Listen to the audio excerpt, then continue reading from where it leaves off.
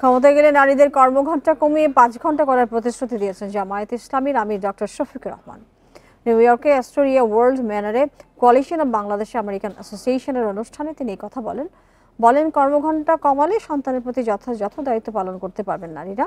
এ সময় মানবতা বিরোধী অপরাধের বিচার প্রসঙ্গে ডক্টর শফিকুর রহমান বলেন, যারা মানুষ হত্যা করেছে তাদের অবশ্যই বিচার হবে। বান্ডেল থাকলে প্রতি সেনমানিতে টাকা বাঁচবে। বিকাশ সেনমানি বান্ডেল কিনে জিতুন প্রতি লেনদেনে।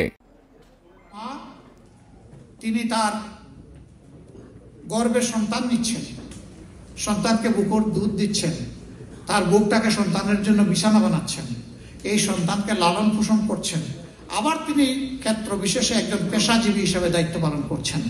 আমারও 8 ঘন্টা, তারও 8 ঘন্টা, এটা কি তার উপর অবিচার নয়? আমরা যদি 8 ঘন্টার জায়গায় তাদের জন্য 5 ঘন্টা করি, তাহলে মারা এতই সিনসিয়ার, এতই কমিটেড, তারা চিন্তা করবে যে সরকার, যে দেশ আমাদেরকে সম্মান দিয়েছে, আমাদের উচিত 8 ঘন্টার কাজ 5 ঘন্টায় সেরে দেওয়া।